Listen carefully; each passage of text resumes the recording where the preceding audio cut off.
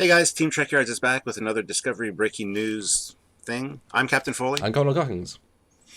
and yesterday we got some interesting Keep going. Klingon music's how appropriate, yeah. We got some interesting uh, a screenshot of a Instagram or whatever picture of supposed Klingons having a lunch break during the filming of Hey, they eat Discovery. too. Yeah, exactly. But what do they eat, these new Klingons? Oh, what? Like slimy. I was going to say slimy worms, but then I thought, wait a minute, they already do that. Yes. So, anyway, as you guys might have known, these Klingons don't look what we would expect. So that's what we're going to talk about today. And this is a fun one because we obviously keep our eyes and ears out for this sort of news, and we know that the Discovery team are in sort of a blackout. They're trying to film, they're trying to wait to release things, and the thing we did get was excellent, the reveal sort of trailer. But this is obviously before that, and it sort of blew up. It was everywhere, and that's why you're here to see our perspectives and things. And I was intrigued, but I'll let Stuart carry on that thought. I was severely disappointed. I so far have been kind of the opinion, like, let's be positive, this is going to be good. I've taken a lot of heat for it. The people saying that CBS has paid me off to say good things about Discovery. If only. I wish that was the case, because I would be a lot better off than I am. However, I was just optimistic, hopefully optimistic. This would be very good. I mean, they've got so much legacy to use, and they've got all these amazing people behind it, and they hired anybody out there, from a fresh start. You should make an amazing show. Star Trek, they're 5 times before. Mm-hmm. But I gotta say, now I'm severely disappointed and still hoping for the best. But I'm definitely expecting the worst, is the best way to sum up my feelings right now. Well, let's jump into the question that everyone's shouting now. Are these Klingons? I mean, you're right. The original post, he said, and should we quote him verbatim? His original post said, and I am bringing it up live. He said, "Hanging out with my new Klingon crew today on set of the new # Star Trek," and that was posted. But then some people. This is Andrew McKay. Andrew McKay on Instagram. Yes. Just so you guys know, he's an extra. He's a Toronto extra. But then someone contacted the chap and asked about this, and then he commented back saying, "No, I just thought they kind of looked like them." Yeah, because I even have a screenshot of that text. Yep. Somebody said, "Hey, sorry to be a bother there, but the picture leaking around supposed Klingons. Care to confirm or deny if they are actually Klingons?" And the original poster did say, "Yeah, no, I thought they kind of looked like them," which makes me think that CBS laid the smackdown on his ass because he wasn't supposed to release an Instagram photo, and he's just an extra, and he's just trying to cover his tracks. So he's denied they're Klingons, but at the same time, I think he's confirmed they're Klingons by the way he did it. Well, he said hang out with my new Klingon crew. The fact is, as any extra, any person on the show would have read the script, so he'll know exactly who the race is. He'll know, it will be, in the casting call.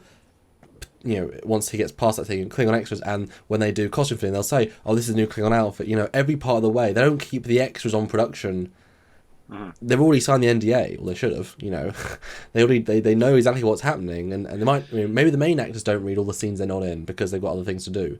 But if you're an extra, you're just in a few scenes, you'll know exactly what you are. And so to confirm, you could have said my new alien crew, which would have been great, just alien crew. We could have theorized, but to say Klingon crew. And if he's not a Star Trek fan, he'd only know that word from the script. And if he's a huge Trek fan, then he's not going to know they're not. He's going to know 100% that they're Klingons based on other stuff he's seen. So I mean, or he could just have a passing interest of Star Trek and knows that Klingons exist. And what better announcement? I'm a Klingon in this show. Yeah. It's because he knows that Klingons are iconic and recognized as. Well, they were recognizable. That's exactly what I was getting at with my point. Thank you. Well, we think, we've trained ourselves to think alike. But the fact is that, you're right. CBS is not going to be happy by this. I mean, leaks happen. They always do. And this post was deleted, but obviously people are very, very conscious of checking these things. They would tell him, "Oh dear, if anyone asks you, recant. And that's fine, but the way this was done, it tells me, I'm going to say I'm about 80% certain. I'd like to be 10% certain, honestly. But so this picture's on the screen. What is your actual impression? And we'll do some breakdown stuff in the second half of this. But go for your gut reaction. Just any little thoughts you have, actual details of them. Oh my god, I'm just so disappointed. They have elongated heads. They look very alien, which is fine, but I mean, these are Klingons after all. Well, yes. Yeah, well, again, Um, 100% assuming they are. The armor looks like the things we saw in the trailer. it does. And Yes. the way they showed that implied at least that's a primary force, maybe antagonist, maybe villain, we don't know, but having them also see my thought or my hope was that that was another alien race because it looked so different and yet They look sort of like something out of Lord of the Rings. They look like an ogre or something. what an orc you mean. An orc, yeah, Yeah. sorry.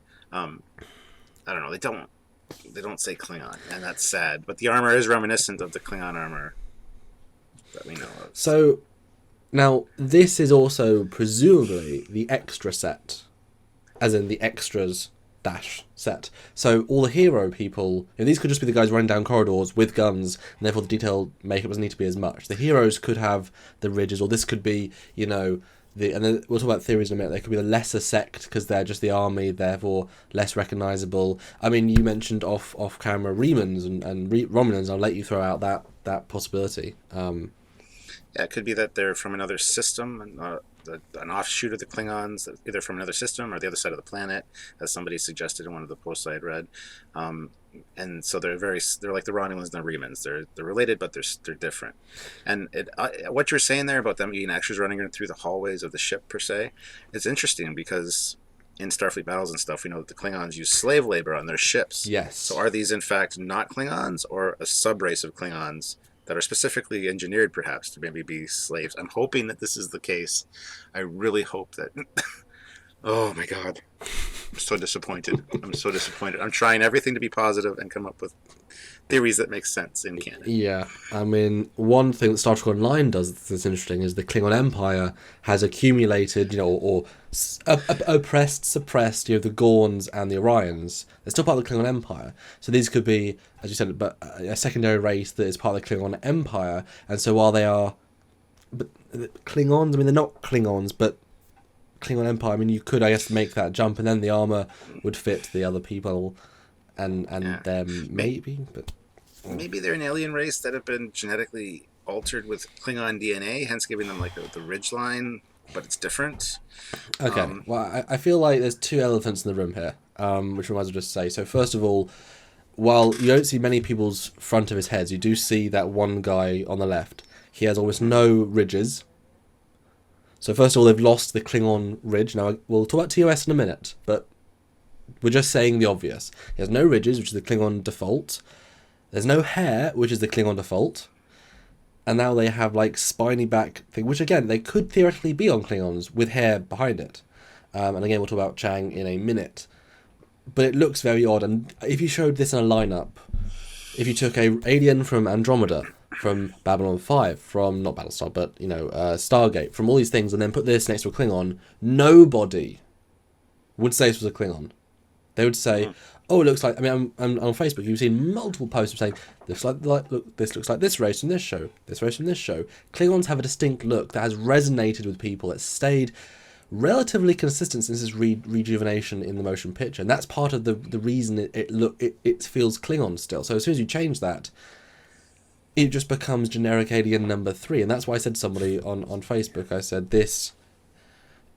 okay, it's interesting, but it's lost the Klingonness, which is a shame, and it confuses me. It really does. But see, again, too, we don't know the storyline of the first couple episodes. It could be that there's a specific reason they look like this. Perhaps these are prehistoric Klingons, which, if there's been pictures leaked to, or I don't know if they've been leaked, but they've been released. One is of a Klingon sarcophagus ship. It says on it. I just want to mention this really quick in passing.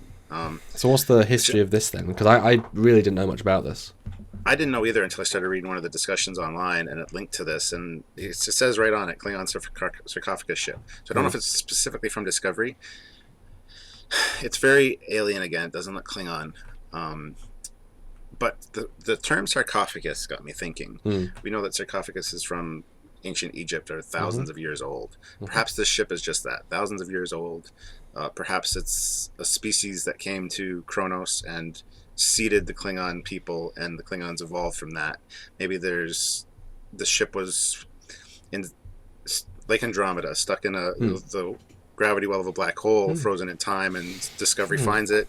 So these are ancient aliens or ancient Klingons. I don't know. Well, I was about to say, wouldn't it be fascinating if they were? I mean, cryostasis is a very old technology. I mean, Klingons would surely have that ability. What if this is Klingons from 1,000 years ago that were lost and came back? And 1,000 years of evolution. I mean, I would be more than happy to say, okay, 1,000 years ago, they didn't evolve the ridges yet. That's interesting. They didn't hair, whatever. I don't know. That would be really cool, and that'd be a really fun reason to start a new civil war because they're super, ancient Klingons, maybe even before Kalis? Yeah, before Kalis. Maybe it was before they become honourable warriors. Wouldn't that be an amazing thing? You've got the classic Klingons and you've got the barbarian Klingons, but like really interesting new way, and therefore they're this ship and they look very different, and so you've actually got these warring factions of Klingons, which is what they implied in the other storyline. They've released. The problem with that is, though, then you're saying that the Klingon Empire had spacefaring technology 1,000 years before we did, because they theoretically have assumed that they've kind of evolved the same warp technology around the same era, so that we developed at basically the same rate. So now we're saying that the Klingon people, the warrior race, who some people think shouldn't even have warp drives, are now that much more ahead of us in space travel.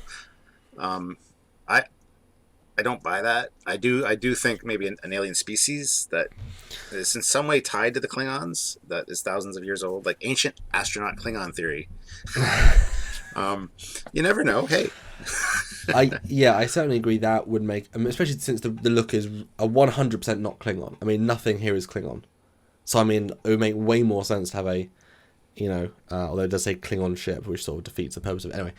Yes. But the only reason I say my theory is that we had an episode of TNG, in fact Romulan's Neutral Zone, where they have this rotating space station with people in, cryostasis, and that got really far out. Yes, it had only a few people on, but maybe there's only 25. I mean, Bird of Prey is very small. They don't always need to have huge crews, so you can have 25. I mean, look at Khan's crew. Yeah, it's a Botany Bay situation, isn't it? I mean, Botany Bay got very far out, cryostasis. That was well. If you think about that evolution, it just needs to get out a bit. Maybe it's slingshot of gravity, and now it's come back, and there you go, a Botany Bay style, but for the Klingons. I mean, that would actually be quite a nice link. It's saying that's why we started the Cold War the Klingons, because these ultra aggressive, iterative things. Some people have even stated that the wireframe ship that we saw in the early teaser trailer looks too advanced and could be from the future. What if these are Klingons from the future for some reason? I don't know. See, there's so many possibilities that fix this error that I want and pray is one of them is true, because I've like I said, I've been very positive about Discovery. I've tried to, even with all the negative talk about it, I've really tried to be this light in the darkness, saying, guys, it's probably going to be good. But unfortunately, my light is now going out because I'm getting very discouraged very, very quickly. Yeah, from the future is really interesting. That is certainly a Trek trope, but then because you've got to think this show is not really for us. Unfortunately, it's for people, because they need to grab this. I mean, like the Next Generation grabbed new people because it's good sci-fi. Like TOS grabbed new people. They've got to grab new people to make it new. And so if you introduce a time travel in the first episode, you're hanging a lantern on the fact that this is a time travel show. That's what they did with the 2009 reboot. Yes, they did. I honestly have to say is looking really good right about now. JJ did a fantastic job compared to what these guys are doing from what I've seen. Oh my goodness, I've gone out on a limb and said that. Oh wow! We have just entered a strange world where Stuart is.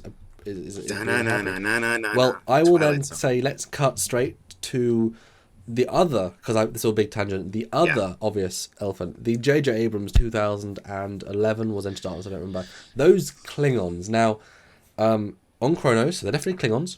They're in a D4. Fighter, troop carrier. Yeah. Star Trek Online fixed that by saying there's 2 D4s. Anyway, now these Klingons have certainly strong. I mean, this is you could see an evolution between this Klingon and that Klingon. I mean, down to a T. I mean, this is the ridgy. Those are the smoothie or variant. Well, But they tie it. I wasn't happy with the Klingons where they looked into darkness. To be perfectly honest, the blinginess with the piercings, but that could be an individual person, that could be an individual sect or a group, and the blue eyes. Okay. But one thing that really ties that in for me, and I don't have a problem with those smoother ridges. Look at Colonel Worf from Star Trek VI. He's got very smooth ridgeline. Yeah, very smooth. Yeah, and I've included a picture of him in the later section, so. Very well remembered. I completely forgot him, so you're ahead of me there. Yeah. Yeah, I mean, well, okay, so when we released a video on the wireframe ship, I guess that's its new name or whatever, people were saying, why are you assuming the Kelvin timeline is any link to the Prime timeline? Because Michael and Denise Akuta and even Simon Pegg said it's a divergent timeline, but the past must be also affected because it's that divergent. It's not... Yes. It's like... It doesn't... It's not our timeline. It's a complete... Now, at this point, I'm sort of 50-50 because I feel like I've got to talk both perspectives because for the longest time it was a altered universe with Enterprise still canon. Yeah. So it's kind of difficult to then say, yeah, ignore everything because that's what we were all assuming the whole time. If the JJ verse is canon, at least the stuff we see, then these Klingons will also exist in our timeline, which means that there are even more variations of Klingons, in which case be more acceptant. But then if we only saw this style of Klingon and this Discovery style of Klingon, I would be like, why? What a waste of the Klingons. I don't know if you feel the same. I mean, that's just how I would... No, I totally agree with that, 100%. These new Klingons, like I said, if it wasn't for the elongated head, I actually wouldn't have much of a problem. Even if they just had the regular ridgeline that went straight down the back and they were hairless, I'd be like, it's kind of weird, but okay. Yeah, we'll talk about why that's okay in a minute. Yeah. Yeah, but the elongated skull is what really... And they look like orcs from Lord of the Rings. They look like something out of a fantasy franchise. They also haven't got ears.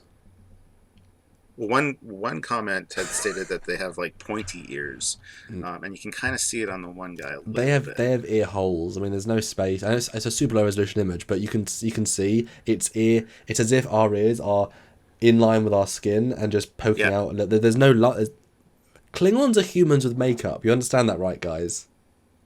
They have ears. They don't have tear ducts, but they have ears. Orcs don't have. It's just it was difficult to see that because and there's only a certain amount we can say no it's gonna be fine or they're not Klingons, but when the guy in the show who's read the script says Klingons and we know the timeline and we know what they should look like I didn't even notice the elongated head the first time I looked at it. I noticed in subsequent viewings because I was so focused on but why? And again, would you agree if they explained it, we'd be fine? It has to be a good explanation. So is the Discovery design.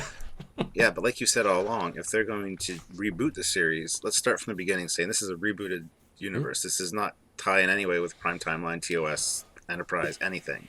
Yes. It doesn't even tie in with JJ. It can't even be the JJ verse at this point because of the way these look. So, and they've said Prime Timeline. They haven't said anything about not rebooting it. Well, and I want to do a discussion with you about this on a later date. But I think there's a line we can say.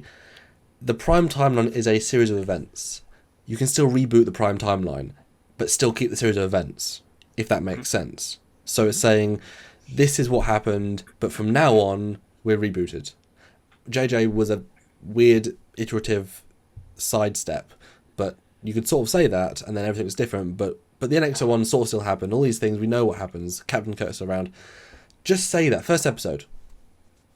Please, if you're going that route, Star Trek Discovery, tell us now, because then we can talk about the creative side of what you're doing, rather than the obvious dissimilarities with reality Star Trek. And the disservice that we feel that you're doing to the franchise. I want to see the episodes. I want to see them so bad. I want to know. And we will. And we'll be reviewing each and every one of them very carefully, I might add. I've said since the start, a really good story, really well told. We'll probably save it as a show. Might not save it as Star Trek. Yeah, as from what I'm seeing, over the last day or so, they got a lot to prove to me now. Yes. Yeah. And we were And bloody well fine with the Discovery design. We linked so many pieces to that, to so many ships to make it work, and it can work. We put a lot of time into that, and yet. yeah. One more thing I want to go on before the second half of this episode. If you go to the side shot of one of the concepts you found, I don't know if it's meant to be the same sarcophagus ship because it's kind of tricky to follow the 3 dimensions a little bit. Yeah. I don't know. I don't think it is, but yeah. But what's interesting about this ship is that it looks almost about 90% identical to Star Trek Renegades, Barada, his race's fighters, designed by Vladimir Kufeld, the Russian wonderful designer, used the alien designer, from Aliens, his organic shapes. I mean, the shapes. Geiger. Thank you. Almost identical. I mean, they would have seen Renegades probably. It's so close to that. It's kind of crazy how similar. Even to the feel, and that's impressive to get on.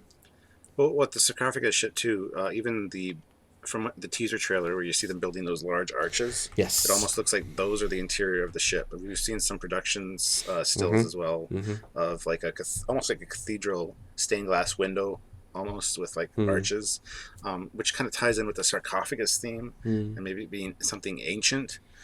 Hopefully that ties in with these Klingons and explains why they look so alien. But I think there's a bunch of things that are out there in the ether that I'm trying to put together without any facts, and it's difficult. And you also had one concept sketch of a costume. Yes, this I found on one of the discussion blogs talking about the new ships. This was released by Ian McLean quite a while ago. Apparently, this was an unused production design from early on, supposedly unused. Now, if I'm looking at this picture here, I see a very similar shape in the head. They almost have like little tentacles. And the armor itself is very reminiscent of what we see. But if you'll notice, the hands and the feet are also like squid-like appendages. Now, I don't know if we can see it in the Instagram photo. Let me take a look. It is so far away, so low detail. Yeah, you can't see their hands or anything. So if they've changed the Klingons to have squid-like appendages, then I'm really, really annoyed.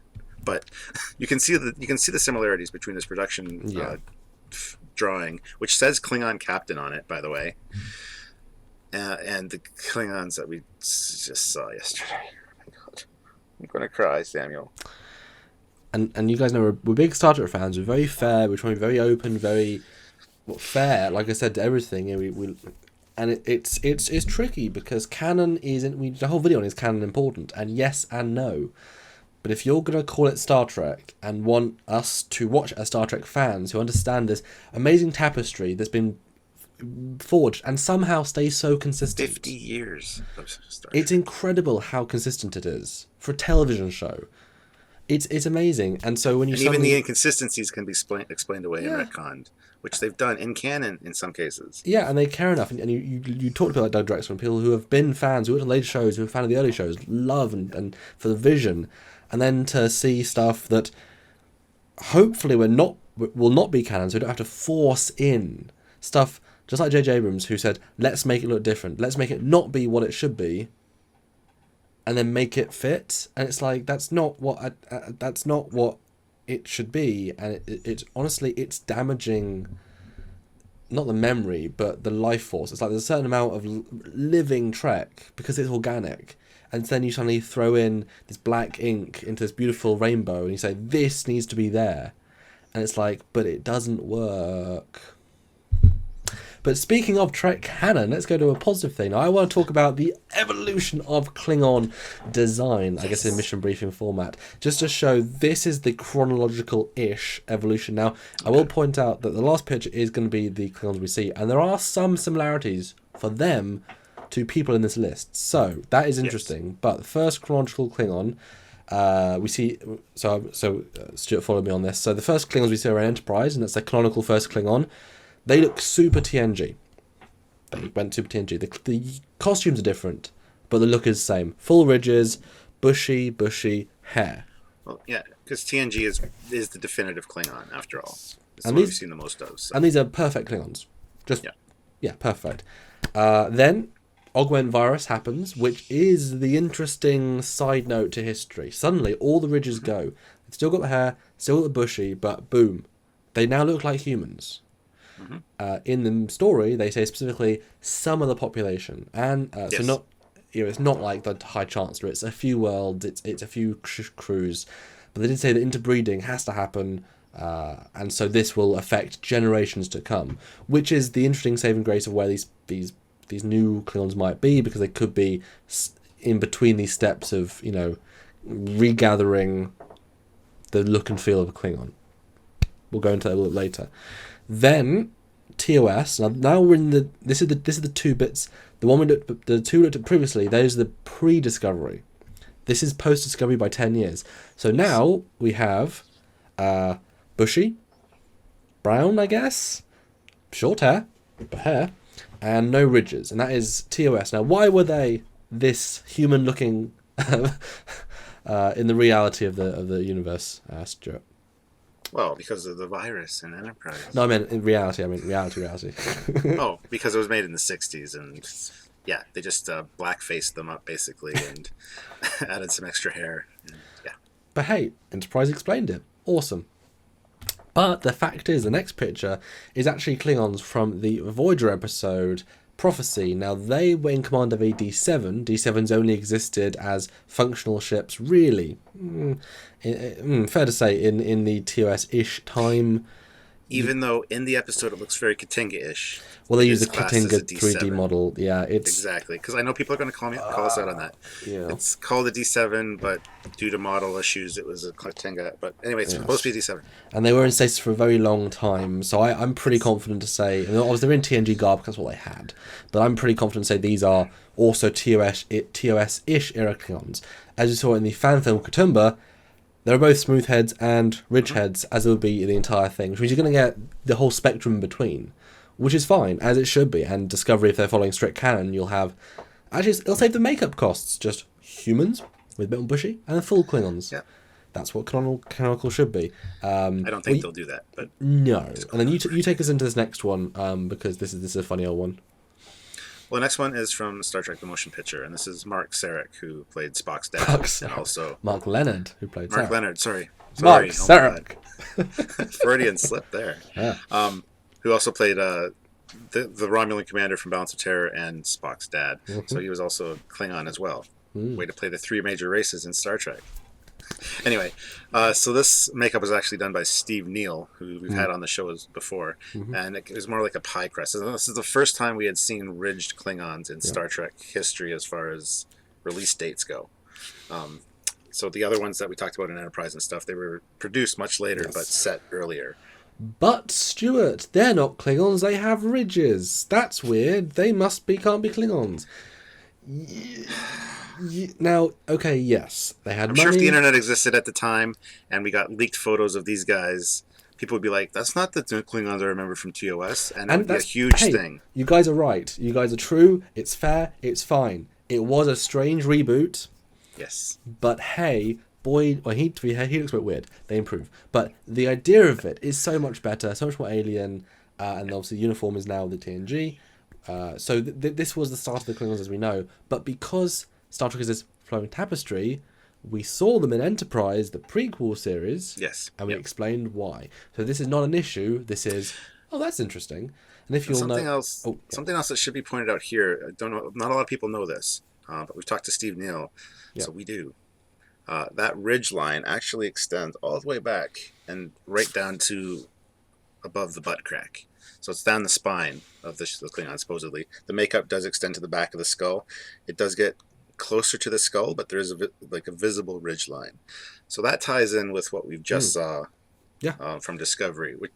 It's worth pointing out. That does kind of go away, but we're not really sure if it does, because most of the Klingons have hair covering that. And General Chang does have a little bit of a ridge line all the way down. We will get to him, don't worry. But the fact is, what we've seen up to this point is the ridges look different. And this guy, like you say, you can actually make the jump. Not the elongated hair. That's the thing that pushes into an alien. That's where I would have been fine again if they hadn't. But every Klingon has hair. A lot of hair. That's a very clear hallmark of Klingons. If we go to the next one, we have Star Trek 3, a different look. You know, much more refined hair. Bumpies, but radically different, actually. But interesting, you know, more of a prosthetic, what's this called? It's called a forehead piece rather than ridges. It's more like a big piece. So that's a very different design. We go again. This is an interesting one, I think. Star Trek 5... Look at these ridges. Well, it's a single spine across the head. You know, that's which tying into the motion picture Klingon we just saw. The ridges look very vertebrae-like. They look like they're almost an extension of the spine because of the shape of them. These do as well. They look like almost like a bird's tail bones. So. And you know what? If you took away the hair and the uniforms, they would not be looking. They would not look like Klingons. But the whole piece together, they look like Klingons because it's the variations in a race, but they all need hair, you know. And I wouldn't mind if the guy was bald because again, the goatee, the beard, and the uniform that maketh the man, you know. But it's interesting. These are not TNG style ridges. This is very much Discovery style. Well, Discovery style neck ridges. They had no face ridges really, but it's worth saying. Then we progress into the Star Trek 6, which is great because Steve Neill was again back for Star Trek 6 and did all custom. Every single Klingon, or at least mains, had all custom ridges. So you got Gorkon, very interesting, sort of subtle, actually quite human, really. Or the next one, Azerbaijan, almost no. Oh, damn it, so close. Almost no ridges. I mean, okay, it's the second one we've seen, but almost nothing. That's interesting. That's the most Discovery looking we have. Although she hadn't. Is that even hair? I mean, I don't know what the hell is on her head. I mean, it looks like a headpiece to me. I think she's got like the hair starting back here, kind of like most of the Klingons do, but she's got like a crown piece on because she's the Chancellor's daughter. So. But look, I mean, honestly, that is very Discovery-esque. No facial hair. You know, that's pretty close considering. And again, you would not think she was a Klingon. Maybe all those aliens are women. That would solve the issue. That's very interesting. Yeah. But the next one is the big one, and I'll let you throw us into this one. So this is General Chang. As you can see, he's very much Klingon. He's a general, and he was in the Klingon Academy game, teaching all the cadets. So, but his ridgeline is it's not pronounced at all. It's very subtle, and if you see the back of his head, it does go back all the way down. And he's got a little ponytail back there. So he still has hair. He's got a little tiny little gray little tuft of hair. And you can see the other three Klingons in the scene. All ridges, all hair. But this is the only bald Klingon that we know. And it does work. Because he was the one and only. He was he was a unique villain in the Trek world. He still really is. You know, and the interesting thing too about I gotta jump in. About all this is that these with the very subtle ridges, even before Enterprise and before the explanation of the genetic manipulation and that these look like they're actually recovering from that genetic process. They're still smooth, but the ridges are coming back, and they're just not as pronounced as they are in TNG. Were you around watching Star Trek 6 came out? Was that an active? Did you go see? So what did you see Chang and say, oh, they're linking to TOS Klingons? I mean, was that a thought in your head, or was it just another Klingon? Because it never really occurred to me. Me neither. I just assumed each family, each genetic pool, as it were, in the Klingon Empire has its different ridges, and you mate with a different one, and you get more pronounced. And I mean, honestly, guys, on Earth we have skin tones. There's a whole variety. They are all brown for the most part. That's fine. And once you get interracial, you pull in like blue eyes from with a darker skin tone. Yeah. And you get Yeah, but I mean, like, maybe the ridges for them is the equivalent of ethnicity. Because they're all sort of the same-ish. Again, the warrior caste, we really only see all these other explanations, but maybe it's just the ridges. That would explain then these are the Katala district in the third continent, underground, because they look so weird. But you know what I mean? Or maybe because we know that Chang is a huge fan favourite. Maybe Discovery is trying to directly link to Chang. You know, maybe it's Chang's house. To be fair, Chang, yeah. I'd say that's a stretch and an insult to Chang's house. How dare you? You bring glory to my house. That was from a... Yes, Yeah. you bring dishonor. Yes. But again, he has facial hair. He has slightly bushier eyebrows. But again, you would not think he was a Klingon, even with the things. And that he was fine because he was unique. We saw so many variants of Klingons in this movie. Yep. It set a bar. It set a precedent. And it's worth pointing out, too, that the Klingons in Star Trek 6 have pink blood, as opposed to every other Klingon ever that has red human blood. That's just because they couldn't think in get away Enterprise they had pink as well to try and keep continuity. No, It's just every time between. Every time you see it, like Worf bleeding and stuff, and even in Enterprise, it's red, unfortunately. But they couldn't show as much red blobby blood on screen. They'd have to go to an R rating, so they went with the pink. That explains it. Plus, it also shows at the end when they shoot the guy that he's not actually a Klingon. This is not Klingon blood. Be a lot easier if it was red blood, wouldn't it? But Stuart, the next one is what you talked about. So give us your spiel on this one then, because it's a pretty interesting makeup. This one actually. Yeah, well, this is obviously Michael Dorn who plays Worf, but this is Colonel Worf. So I would assume that he's related to Worf. Oh yeah, no, he's a great grandfather. It's like Okay, I think it's the grandfather of Moog. Yeah, but very different head ridges. And we know Alexander, who's the son of Worf, has almost identical head ridges to Worf. So this, I would assume, again, this guy is recovering from the genetic manipulation process and marrying a woman with a very pronounced ridgeline, and then their children doing the same. All of a sudden, Worf has a very pronounced ridgeline, like 2 generations later. And we're talking about all this as if it's sort of real, but the fact is even within this movie they made it so make sense that we can then link in the augment virus, and it still has this through line. It was not intended to have a through line, but we can say he's recovering from the virus. You can tell because this, and this. And that's incredible. That is a hallmark of Star Trek that really is not anywhere else. Star Wars maybe, although until they threw away the canon. But yeah, these are not ridges. These are like grooves. I mean, this is a strange It looks like design. somebody took Play-Doh and just pushed it. It doesn't look very good. And again, honestly, you take away the hair, which is also very elegant. It's not as Klingon-y hair. It's more, he straightened it. He straightened it. It wouldn't be a Klingon. You wouldn't think necessarily Klingon, But again, it works in the iteration. Then, ironically, and he has ears. That is ears. I got to point that out. Yes, because most of the Klingons you can't see the ears because the hair is covering it. But yeah, I mean, I think in everyone we've seen hair. But yeah, so the next picture is now going to TNG, and ironically, I used Kern, son of Worf. Brother of Worf. And again, this is now in the distinct TNG style Klingons, where they gave them very pronounced ridge. Yes. They also have the sides. It's the headpiece, all the hair. Klingon. This is now the definitive default Klingon from this era onwards, and also Enterprise. And I think it's worth saying too that there's an episode of TNG where Worf has to get his spine operated on, and he has very pronounced spine ridges, which probably extend back from that as well, straight down the scalp, in the back of the head, which we never see the back of his head because of the hair. But it is worth pointing out that was quite noticeable. And ironically enough, there's a statue in Worf's quarters of Kalis and somebody else fighting. But the statue has no. Thank you. The statue has no spinal ridges on the back, which means even from Kalis's time, perhaps there was some evolutionary changes. See, we're tying in stuff that you guys don't even think about. Because every time I saw that statue after that episode, because I think it's actually in that episode of the operation, I'm like, but the statue of the older Klingons doesn't have the spinal ridges. It's odd.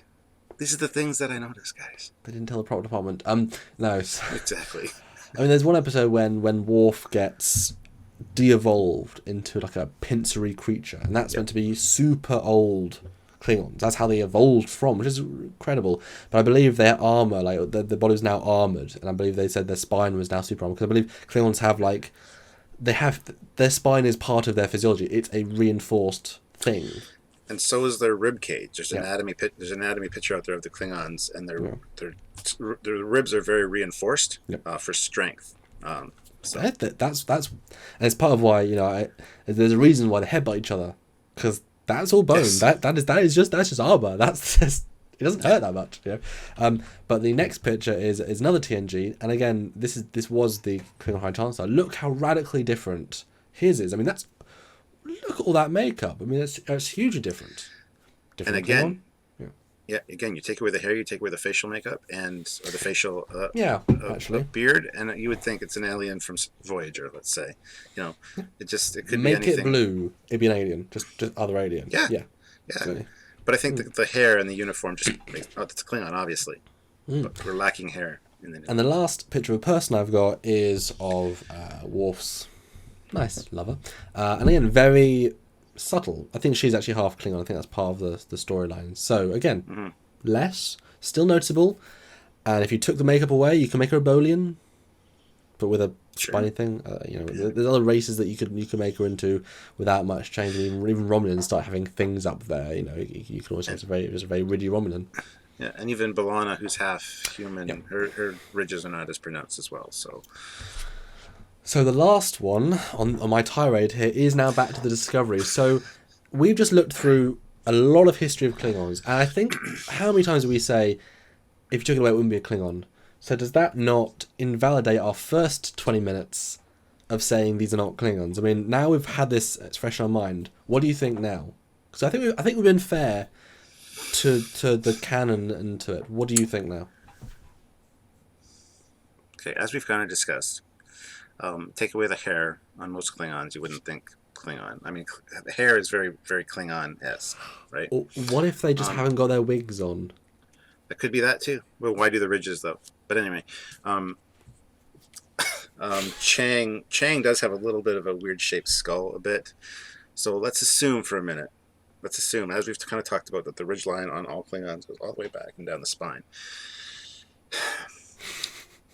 In 2009 Star Trek with J.J. Abrams, Nero's crew didn't look very Romulan, did they? Nope. Especially not 24th century Romulan. Yeah, they're bald. They all had tattoos, which was to mourn their dead. Yeah.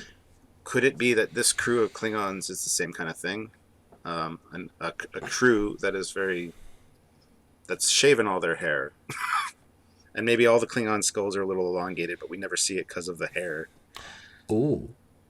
Again, I'm trying to be very optimistic. That's interesting. So the hair's actually super thin. That's why I mentioned General Chang's skull's a little bit odd shaped at the back. That's the bald cap, isn't it? To be able to put that. Yeah. But it makes it kind of elongated a little bit. Even in our history, down in South America, there's skulls that have been boarded as babies that are elongated skulls that people say are part alien. Could be, could not be. Who knows? What if this is just an offshoot, a specific tribe of Klingons, or a religious sect that alters their appearance to worship a different god? I mean, there's so many explanations, but I have a fear that none of them are true. But Stuart, just like I said in the wireframe, we know the continuity.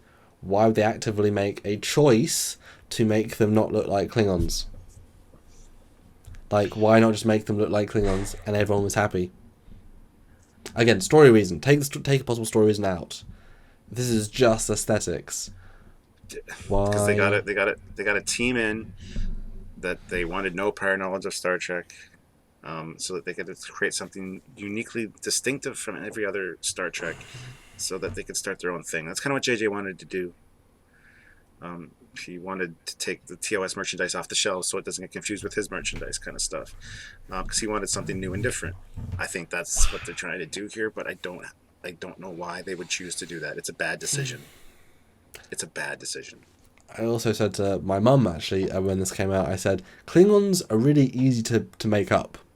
Yes. The fact is that J.G. Hertzler and Robert Riley that plays Garon, they both often get back into their makeup as Marton and Garon, as do some other people, for conventions, which is yes, they hire proper makeup people, but it shows that you can do it very quickly, very cheaply, very effectively. It's not difficult makeup, guys. It would have been cheaper to do proper looking Klingons. And everyone would love it, because it's correct. Well, they wouldn't have said it was wrong, because it was correct. Oh dear, Stuart. This is tricky to be positive, isn't it? Yes, it is. Oh dear Like I said, me. we've offered multiple story solutions for why these guys could look different. They could be a subterranean offshoot of the Klingon people. That's why they have much darker skin. And look, I don't Or know. as you said, See, that the easiest answer is that maybe Klingon has a moon, or maybe these are the Praxis miners, just like the Riemann miners. suffering from some kind of weird radiation as they escaped the destruction of Praxis, and Well, no, lost made them lose all their hair because it's that's radiation the poisoning. future, And Stuart. You know that's the future. This is not the JJ verse when it happens in the past or the future. No, to be fair, that'd be interesting if these are the Praxis miners, and therefore, because I mean, Praxis probably has been mined for dozens of years, if not hundreds. So you would evolve differently, just like we saw Remans. I mean, Remans were they Romulans at the start, or were they a separate species that that they? I'm pretty sure they evolved to be more like that. I can't remember the exact Reman backstory, but I mean, that would be a nice link to Nemesis. Not that you need any link to Nemesis, really, but I mean, but wouldn't that be fun though? Like the whole show starts at Praxis, and we're like, oh, that's cool. You're not in orbit of Kronos, spelled with a K. Good, you're out in space, spelled with a Q. Oh dear. well, the Q showed up after Q showed up. They couldn't even spell check Kronos, could they? Yeah. So sorry, this was a long one, guys. We apologise, but it this needed to be. People Yes. have been speculating about this online. I have so many theories in my head. But I got to say, guys, overall, I'm disappointed.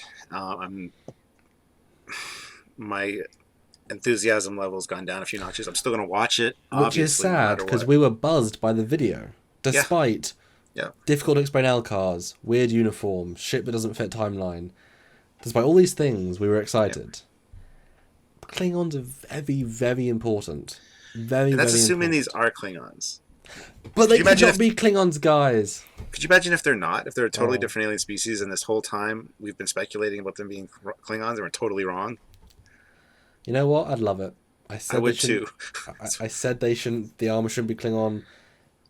You know what they might do now? They might because of the uproar. They might say change the name of this sect to like Crotons, and then make Klingons appear episode 5. Change the make of them. Wouldn't that be great?